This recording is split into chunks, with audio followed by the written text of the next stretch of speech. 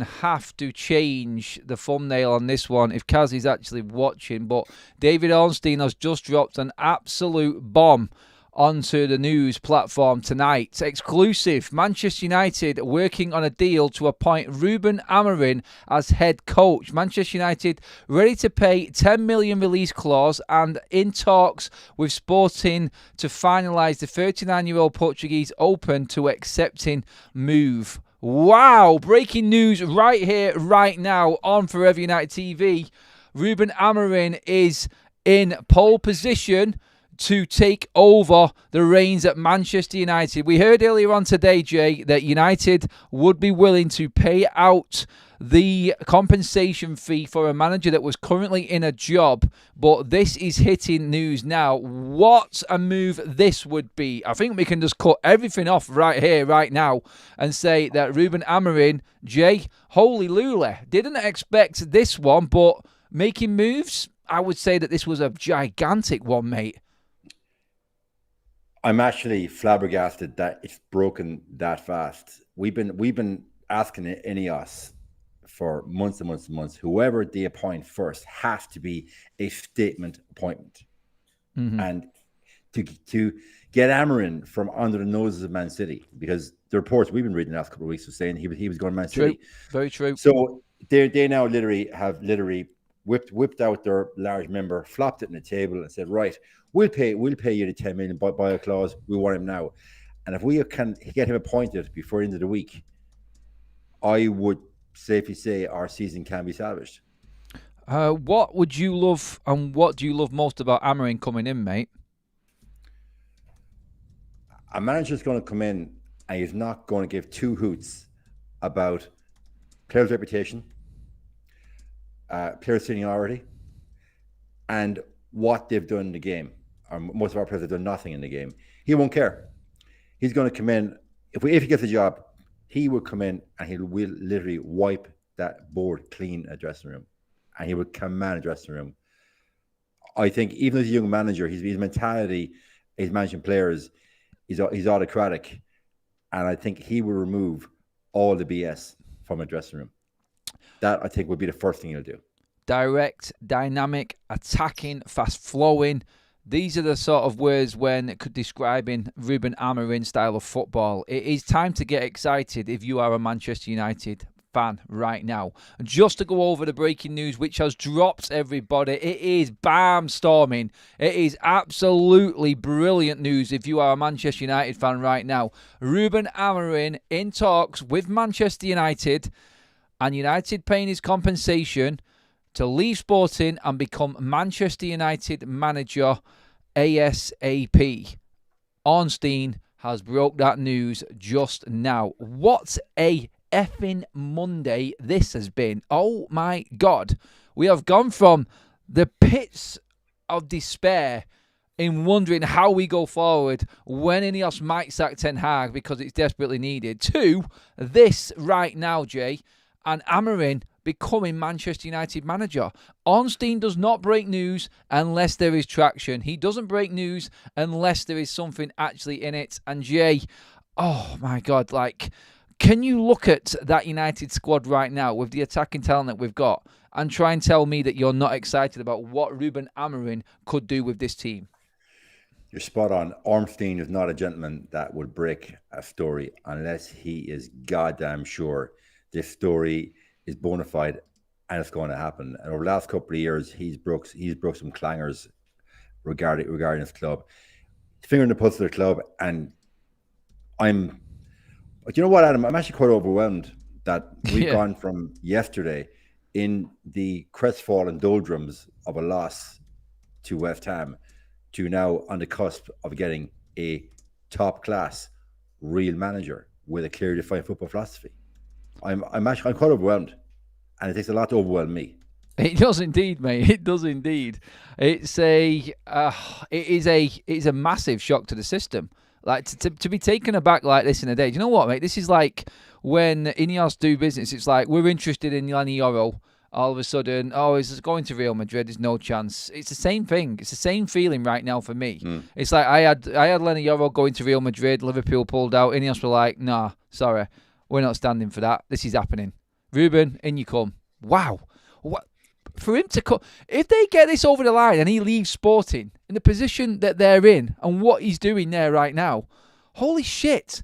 Like, this is absolutely ridiculous good news. This is like the best day ever when it comes to Manchester United in a season. Like, we haven't even played yet, and I'm already getting giddy with this right now because we've got the possibility of a manager coming in that is going to, let's just say, rejuvenise, let's kickstart, completely turn around. He is a man right now, this guy, and honestly, I'm like you, Jay. I'm a bit lost for words. I don't know which way to go with this, but I'm going to keep reading reports right now, just while you're talking on this one. But RUUD van Nistelrooy behind Ruben Amorim. Tell me that is not the best combo ever, Jay. I haven't been this happy about the club since Jones took over back in 2016. That's how happy I am with Amorim coming in. And the fact that RUUD now, as you said there, is already prepared to run behind him is even bigger news. Because clearly the players respect RUUD, what he's done in the club legend. The players respect him, and he's ready to row in behind Amorim. That's massive news. That for me is huge. That is massive, isn't it? It really is. Let's get through a couple of super chats before we get into the depths of this story. We've got super chat from the Honest Tiger. If we do get Ruben, do you think RUUD will stay? That's pretty much what I was coming on to next. It's a great question from Honest Tiger, to be honest, that one. I am really sort of intrigued as to where this goes now, and why I just mentioned it to you there. RUUD and Amorim together. Holy crap. Like, wowza. That is pretty crazy. But it's just the excitement factor in it. It'll be interesting, yes. I think he'll want to keep RUUD there because he knows the club personally. I don't know about you, Jay. I'll come to you on that in a second. I've written this out 3 times now, but the news is too fast, so I'm just going to say hello. Love you guys. Thanks for that, Greg. Really appreciate that. That's what we're dealing with right now. We have 5 gifted members that have gone to SteamAc, Mr. B, Gary Pearson, Mark Haynes, and Is Roberts, gifted by the legend that is Tom Porter, of course. Leo J is excited. I want Amorim. He also hasn't lost a game. He hasn't lost a game. 9 games, 9 wins. Bring Gyökeres with him as well. That is a striker that scores goals. Obviously, Gyökeres is a absolutely formidable player in Portugal right now, formerly of Coventry, of course. Cheers for all the super chats and everything. But yeah, I mean, 9 wins out of 9 games, Jay. Yes, the Portuguese league is no Premier League, but it is tougher than the Eredivisie. Not to put a slant on that Dutch league or anything like that, but still, it's impressive, mate. And I think we can all sort of look at Amorim as a massive step up in, I'd say, a step up in class in terms of manager. I think in level as well.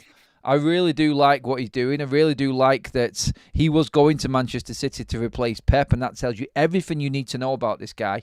And now all of a sudden, bang, in he comes Manchester United. We could be just getting the best manager that is out there right now, besides the obvious in this, Jay. So, people reference there, it's only the Portuguese league.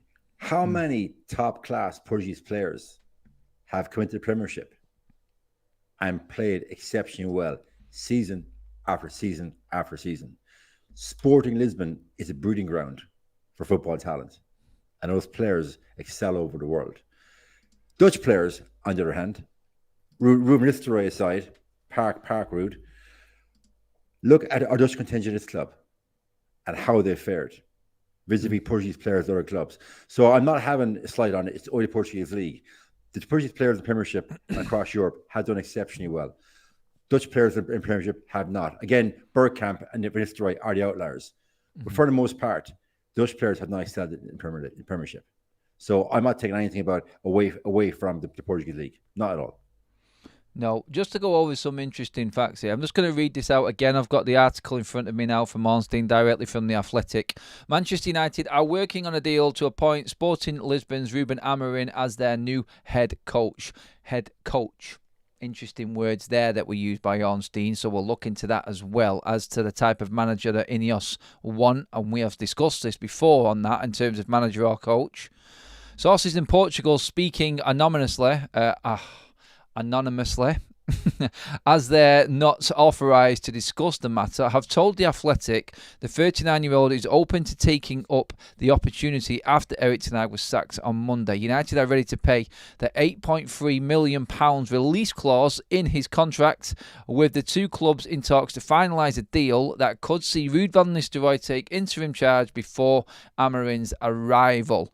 Interesting part in that as well there is that The Athletic have gone to sources at Sporting to check this news, to clarify it, to make sure that it is locked and loaded and ready to go, and it is genuine. It really is genuine. Amorim emerged as one of Europe's most sought-after young managers after a run of success in the Portuguese club, with United moving quickly after making him their number one target to be Ten Hag's replacement. He was in contention to replace Jurgen Klopp at Liverpool before Stott ultimately took the job. Also held talks over replacing David Moyes at West Ham before later apologising and calling the meeting a mistake. I like that one. He won the Premier League title in 2021 again last season, while also winning Taça da Liga, the Portuguese League Cup, on 2 occasions with Sporting and a third time with his previous club Braga. So, moving on up through the ranks in Portugal, getting to a point where it is virtually impossible to win anymore, it's time to move on. And every single club, Jay, around with any credit is looking at Amorim, but it looks like he's coming to United. In terms of what he's done, how he's going to work with Van Nistelrooy right now, can you see RUUD hanging around if Amorim comes in? Would Amorim, in your opinion, look to someone like RUUD with the history of knowledge of Manchester United to be his number 2? First of all, RUUD has been quoted saying he wants to be part of the future success of the club. Mm-hmm. So RUUD, being a smart man, which I'm sure he is, sat there, let Ten Hag do his thing, knowing full well the inevitable was going to happen, he'd be sacked, and then poise himself to swoop in and be the voice of reason to the players. And if you look back in the day when Ferguson was in charge, McLaren was on a training ground. Ferguson was in the office, if you recall, and McLaren was the link between the players. So maybe Nistelrooy sees himself as that link, a crucial link between the players and the manager, because he already has their ear, and has their confidence, and he has the respect. So Amorim, being, obviously you don't get to that level of the game without being very, very intelligent, he will see that, and I think RUUD and him could be a familiar combination. Good chat here from, good comment here as well. You're definitely right on that, Jay. I'll be looking forward to that combo. Sporting aren't exactly flush with money either, so it's great that he has won things on a budget. The Honest Tiger has just put in a chat there. Ruben Amorim 1-4 on Sky Bet, wasn't even in the betting top 10 this morning. Things have moved. Things are happening. I'm not saying it's just because the bookies are saying so. I'm going off Ornstein, and obviously he carries clout. If Ornstein says it, the bookies have just changed. Everyone's put bets on all of a sudden that this is happening off the back of Ornstein opening his mouth. The full article is on The Athletic. If you're not subscribed, I have just read a big part of it out for you there. It is genuine. It is happening. United have definitely earmarked Amorim. I don't think, Jay, they would have... Well, to be honest, I think they would have sacked Ten Hag no matter what. But it does look like, and I was interested, because they had a go at Gary Neville this morning, but I was interested in what he said later on in Sky today when he said, I think it was the Spurs game. Now, obviously the Spurs game was an absolute disaster for Manchester United. We all know this. And Ten Hag coming out and trying to cancel it off like it wasn't even there yesterday was embarrassing. But do you feel like what Gary Neville says, that was the day, the catalyst to say, let's start planning past Ten Hag properly? And they've gone out, they've done their due diligence, and they've got their targets in place, and they've honed in on Amorim. Do you feel like it was the Spurs game? That was the game that said, this guy hasn't got a clue, and he's just pulling out all excuses from under the sun? Well, his press conferences historically were of that nature. Excuse after excuse after excuse. But as the season went from bad to worse, the excuses became even more whimsical. To say that he didn't count the Spurs game as a loss because Bruno got sent off shows the level of delusion in that man. and you're a director of the club. And actually today, I read on the United website, the directors voted unanimously to sack him. They did. So he's the figurehead of the club in the press conferences, and your figurehead for your club, for your brand worldwide, is coming out with complete and utter poppycock. That bears very, very badly on your brand, your sponsors, and the club as a whole. And they're thinking, geez, lads, we cannot have this man speaking for us publicly any longer. And I think the Spurs comments and that loss were probably the straw broke the camel's back. Yep. I agree. I did agree with Gary Neville on what he said on that, and I think I agree. I agree with everything that you just said there as well, Jay. London has dropped a membership in. PK has taken that. Welcome to the Members Club, PK. Pleasure to have you on board. Super chat in from DKK says, sorry to correct, but there are a ton of successful Dutch in the Premier League, present and in the past. I think what we're getting at there with that is... sorry, not double K. That's just the comments here. That's Reefer who sent that super chat. Sorry about that. That's just me reading. But we were referring to current Dutch players in Premiership vis-a-vis current Portuguese players. Yeah, I think in terms of managers as well on this, I do believe that it hasn't worked out. Like Arne Slot looks like he's made his mark at Liverpool. Obviously, we know about that. But Manchester United's history with Dutch managers, it hasn't worked. Maybe we're a bit too trigger happy with Louis van Gaal. That may have worked out differently. You just don't know, do you? You just don't know. But realistically, looking at the situation right now, is I think you just go off actual pedigree. Ten Hag pedigree in the Eredivisie. Not really. I'm not saying, I don't want to disrespect the Eredivisie, but I think Portuguese league is harder. The teams are better. You've got Sporting, you've got Porto, you've got Benfica. You've got three big clubs there that are very successful in European competitions and do actually have quality players. Their production of players, I feel, is phenomenal in what's come to the Premier League. I think it's better than the Dutch league, personally. But it all comes down to the right man at the right time. It comes down to what fits you, what way you want to play. And from all angles, I think it fits the fans. I think it fits the players that we've got, because we've got plenty of attacking players that would prosper from a certain style of football. I think it fits Inos in terms of the style of play. And I think it doubles down on Ineos's vision. And he will work under a structure that they want to run. And just to go to you on what was said in the article there from The Athletic, Jay, their new head coach, the word manager isn't mentioned in this. This is an appointment from Ineos. And I think we're going to get with this a sign of how Ineos are going to run things, i.e. they are going to run things, and Amorim is going to be a coach. Yeah, and that was always going to be the structure, and that's probably why they passed on Tommy Tuchel back in the summertime, because I don't think that man, and I rate him as a manager, and I wanted him. You want him as well, but let's look at that and say, no, he still wants to have managerial control. We can have that. We want to absolve that the manager of control. You control team affairs. We control everything else. Yeah. That is exactly how it should be, I feel now. I think that's how the modern day game is going. You don't get managers like Pep and Klopp and Ancelotti and all of these old school managers in anymore. It is a run club that the manager has to, or the coach has to fit into, and coach and get the best out of the players that are actually coming. Amorim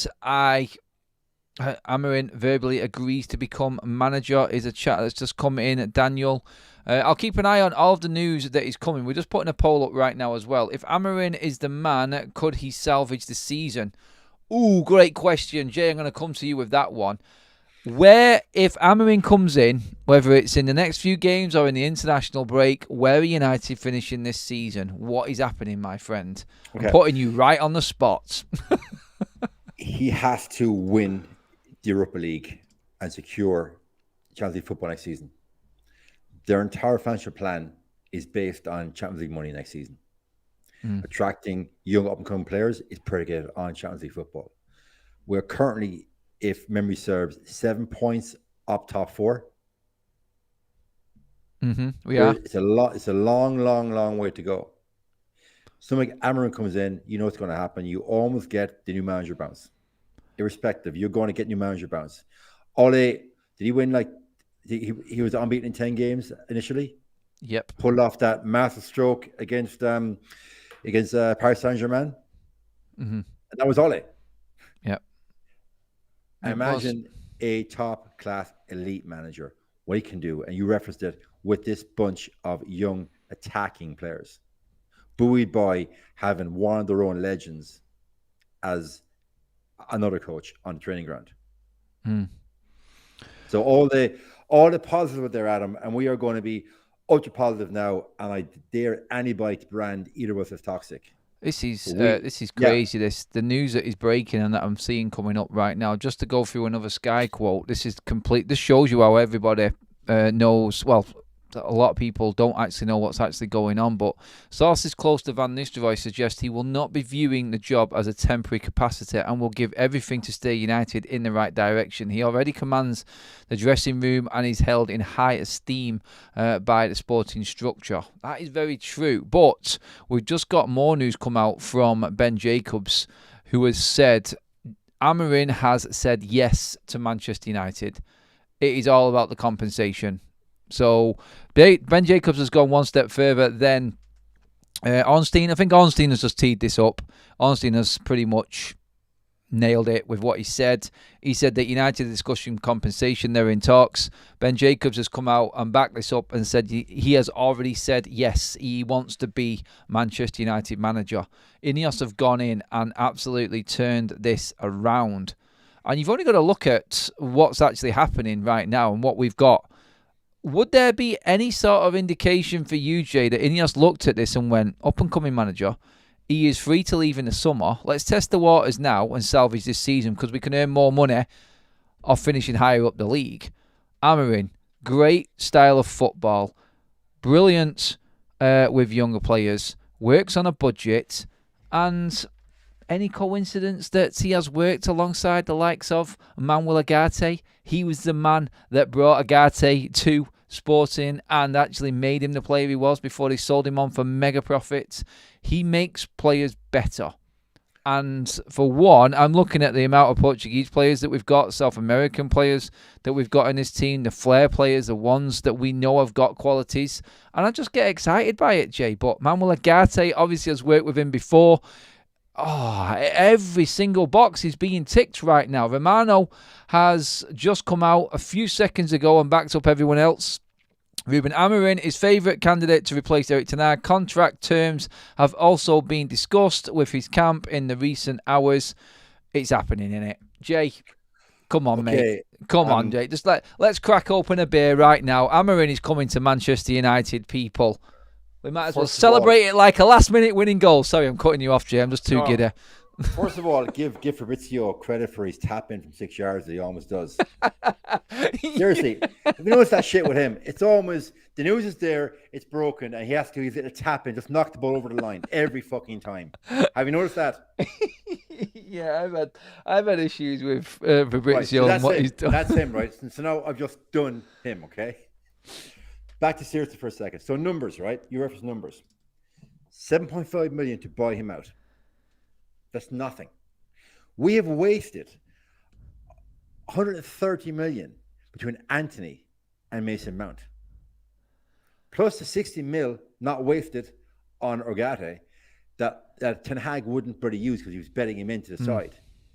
So in simple numbers, to buy out a manager for 7.5 million, that in your business plan, football has no guarantees. There's no guarantees. But we can sit on Ten Hag until May and hope he wins the Europa League. Not going to happen. We buy him out now, what was it, 70 mil thereabouts? Plus 7.5. So we're up now 24.5 mil. That's nothing. We have spent most of that on shit players. So to get rid of an underperforming manager, bring in an elite manager to solidify your financial plan for the next 5 years.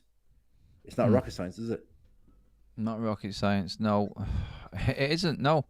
Ask Jay if he was in Hardy Bucks, could he not make it the team in Kings of the Town? Not sure what that super chat is. Jay, do you know more about that? I ain't got a clue what that is. Okay, so we're going off topic. Who's it from? Who's it from? It's from Steve Mack, that one. That's his first super chat. Thanks, Steve. Okay, Steve Mack, thanks for super chat. So I was in a Irish TV show back in, I don't know, a long time ago. And I was playing a more loud version of myself. And I had been deported from Australia for beating up an Australian rules rugby team.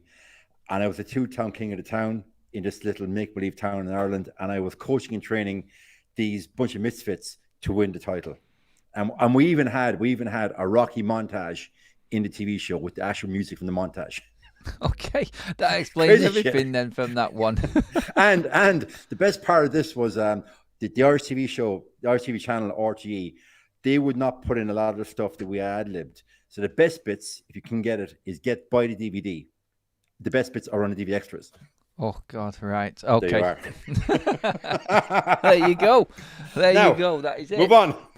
Okay, if Amorim is the man, could he salvage the season? That is the poll running right now. Please get into the voting on the poll, everybody. I want to know what you think. Can he salvage the season? 75% of people are saying yes at the moment. 25 obviously say no. There are doubters still in the chat as well. Some people are saying he plays 5 at the back. I don't want him. No, thank you. Honestly, if you're not happy with how he plays and how he actually gets his players playing, then we have to really question what you're actually watching there, because it is 20 times better. Yes, it has to transfer into United, into the Premier League. I understand that, but when you're in a position that you're in right now, you've had to make a decision in getting rid of Ten Hag, and you have to look at the best candidates around. You go for the best one. You go for the biggest pick. And that is your best chance of actually succeeding. So, yeah, I don't think it's 5 at the back anyway. I think he plays wing-backs and it's 3 at the back personally, which is perfect for us. He plays a very high line, Adam. He plays a very high line. He does indeed. Yeah. He does indeed. So, not in possession of the ball, it may appear like a 5 at the back because he doesn't want to get overloaded. But out of possession, it's 3 at the back with wing-backs, if I'm correct. Yeah, I think it is that, mate. It is that. I think it is 3 at the back. He plays with the wing backs. It's going to be really interesting who he utilises. Who benefits from Amorim coming in this squad right now for you, Jay? Well, we still don't have a left back. Actually, we have a left back that has overseen how many managers? Mr. Shaw. He's got another one. He's another one done. He's like the Grim Reaper. We have a left back. It's like the Grim Reaper of managers. No, sorry, I'm going off topic here. Who benefits? I think the young players will benefit. Yeah, you're looking forward to him getting his hands on that academy. And we've been so critical of Bruno Fernandes, and rightly so. Do you reckon he could turn him around? If a Portuguese manager from his former club can turn Bruno around, then nobody can. So I believe he can if Bruno is open to being molded into the player that I believe he almost could be, which is world class. He's not world class yet, but he has the potential. And this Amorim chap could potentially make Bruno world class if Bruno is open to it. Well, let's see. It'd be interesting to see if he can actually nurture Bruno into a better role, i.e. he can discipline Bruno. He can get into him in a way that no one else has. I mean, Ten Hag, let's be honest. I was talking about Bruno Fernandes with not having Ten Hag there. This has been Bruno's worst time at Manchester United. Some would say and argue the point. Yes, beforehand he wasn't great either. I can understand that. But the stats are there. Like, Bruno's been poor under Ten Hag. It's as simple as it's his worst time at the club. Can Amorim be the first one to really harness that Portuguese form, that Bruno Fernandes creativity, that discipline Bruno we see play for Portugal? Honestly, I feel like we have got a great opportunity here to utilise the best talent that we've got in our squad. And I like the way he sets up. I like the way he plays. I really do. But, yeah, Jonathan there making a good point. Eric Ten Hag could not save Donny. Just saying. There are a few negative, worried people still in the chat tonight. I think a lot of them are just joking around, to be honest, as well. But it does feel really upbeat within the chat right now. But I would love, Jay, to see a a three at the back with United. I'd love to see De Ligt, Yoro and Martinez playing. I'd like to see up and down the wing backs at United. I think that's what it is.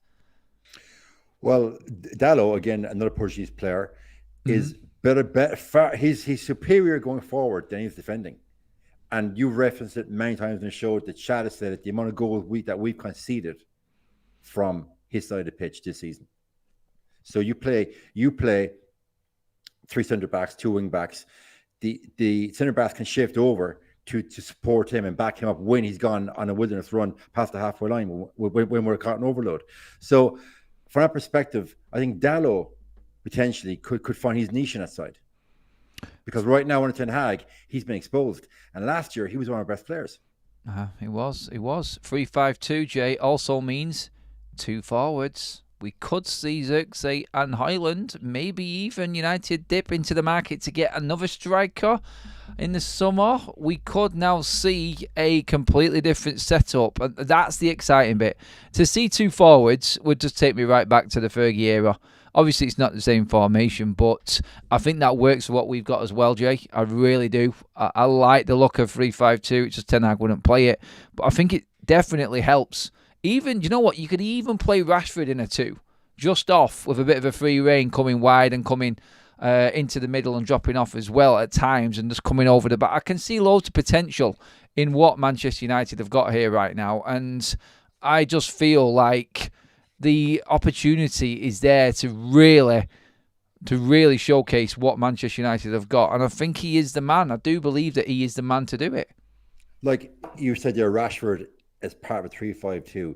Rashford in 3-5-2 can pull the right centre back on a mystery tour out of position, creating gaps. So I think Rashford could possibly work a 3-5-2 as a decoy player, not so much a striker. Would you bring someone like Gyökeres in and be another striker upside alongside Rasmus Højlund? I mean, Gyökeres is used to English football. He had a very fruitful season in the Championship with Coventry, as we know, before he was taken to Sporting, where he has absolutely destroyed all records and numbers.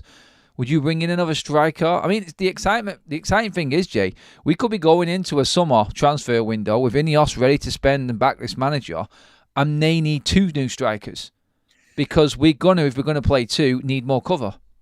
Can you picture going to a transfer window in May, June, July, August next season, where a Portuguese manager with deep knowledge of a talent that's coming through, young talent in Portugal, and pick the cream of the crop? See, he just ticks so many boxes there. He does. Maybe the great opportunity to bring Alvaro Fernandez back as well. Like there are endless opportunities for Manchester United right in there. Get some comments in as well, everybody. Get your questions in if you've got any. Adam, can the yellow breaking news band be brought up to date on the go? I would. It would be good if you could. I will get on that right now while Jay is just talking. What position do you feel he's going to go for first, Jay, in the transfer market then? Good question. I think it will be finally an elite left back. You referenced there bringing what's the chap's name again? Fernandez. Alvaro Fernandez. Alvaro Fernandez. Bring Fernandez back. Like we've got forced refusal on him to bring him back. I get the point that, he wasn't getting game time. We put him out. He's improved in leaps and bounds. He literally now he's one of the first names on the team sheet. So yeah, I would bring him back. So I would start off the most obvious hole right now on that side, which is left back. Striker thing, you can do in the summertime. I would be happy enough if the 3-5-2 is utilised as we preferring to use Rashford as that decoy striker in 3-5-2, but left side of the fullback, that's the first thing I go for. Yep, I like that. I think that's sensible. I think that's where a lot of people would look. Just strength and depth as well in them areas. Maybe we are in a position where we are going to see the end of Luke Shaw. This is the manager that sees off the rest of the so-called deadwoods. Louis Joshua with the first super chat ever. Thank you, Ruben Amorim. That is all. I like it. Straight to the point. Greg has also said, feels good. Ineos have the United ducks in a row. When they move, Jay, don't they? Like they really do. We then question Ineos for their not acting and dealing with a situation, and then they've just come back and slapped us double time across front hand, palm, and backhand in the face and said, how dare you actually even think that we wouldn't have this in order. It's been a breath of fresh air in how some of the business has been done and conducted under Ineos, hasn't it? It is, Adam, but you and I have been calling for this for months and months and months. For me, Adam, I think they acted too slow because they should have sacked him in May. Yeah. So for me, it's too slow. I'm glad they've finally seen it, but for me, it was too slow. It was. Do you know what else was interesting in this Amorim one? He has been speaking today, and he did talk about the United job. He actually said in that press conference that I knew this question was going to come. I don't want to talk about another club and another manager. I have a job here. I am happy with what I've done at Sporting. That was pretty much it. Little did we know at the time that behind the scenes, conversations were going on and Manchester United were closing a deal. Oh, God, I love how we work right now. I do love how we work. It's a breath of fresh air from what we're used to. And it just excites me that we're not buying talent in a transfer window, Jay, that's going to be wasted. We are actually now buying talent, which I can actually get excited about getting the best out of because we've got a progressive manager in place. We have got someone with an idea, with a pathway for these players to come into the first team. Great with youth, great eye for talent, making players better. It's everything that United need right now. But you said it before, Jay. Really excited about the younger players coming through. We've just seen Kobe Martin, 16-year-old, smash a hat-trick in his debut. The under-21s are winning regularly again. It is an absolute whirlwind right now at Manchester United, but I think one decision today in getting rid of Ten Hag and acting like a big club has just bumped everybody's confidence right up. Yeah, there are people that are still blaming me crazily for getting Ten Hag sacked. I don't know where that came from, but bring it on.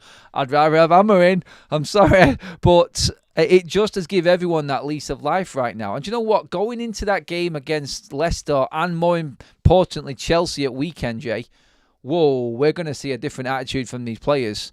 Things are changing. And I think, yes, they may be used to managers being fired at Manchester United. I just get the feeling that around United right now, just looking at it from the outside as a fan, that these players are going to know that this is different. We've seen 17 players leave last summer. It's time for these players to actually, you know what, pull the socks up, pull the fingers out, and actually start playing. Because I don't think they're going to last. I don't think United will and Ineos will accept mediocrity anymore. I think that's proven in the decisions that we've just seen today. Adam, I haven't heard you say the word excited in years. It's just bouncing off the screen now how excited you are. And tomorrow morning, I'm going to go to work, not have to deal with everyone in the accounts office and the shit from the weekend that I get every single weekend. Tomorrow morning, I'm going to go in tomorrow morning and give it to them back. But since August, I have not been able to go into the accounts office in my hotel on a Monday morning. Sorry, tomorrow, Tuesday morning, tomorrow, bank holiday in Ireland, and give shit back because I have no response. I've got no response. Tomorrow morning, I go in with a pep in my step, knowing that there's going to be a huge change in the club. Yeah. So I'm excited. Back to your question. Apologies, because I have not been excited this club for years. For years. And we discussed off air many times that it's getting harder and harder and harder to do post-match. Because how many times can we say the same thing? And then you are branded toxic by faceless wanderers on social media, when actually you're one of the most positive people I've come across in the fan base in years. You're just giving your honest analysis on what you see in the pitch. But now, from now on, though, you're going to see excited Adam, excited Jay, positive Adam. And that's all based on one manager coming in, one chap. Picture those players, Adam. Oh. Imagine a doom in Clarendon after successive weekend embarrassments, and they come in training. Tomorrow morning, they go to Clarendon with a pep in their step. And you referenced Leicester should be shitting themselves, and so should Chelsea. These players now, the players that are only have a year or 2 different contracts, they're playing for their careers at the club, because Inos will not mess about. And those players now have got a shot across their bows. They've gotten rid of Ten Hag. I'll come next. And that's what's needed. 100% agree with that. 100% agree, mates. Buzzing waited a long time for some good news, says Domingo. It does feel like a weight has been lifted. That's another comment in there. It does. It is a mystery where United are going and what the future holds, but I like the comments is that it does feel like a weight has been lifted. I'm at Carrington now in Nottingham, though, says Steve Wood. I like it. We have heard it all before. Every new manager is going to be the answer.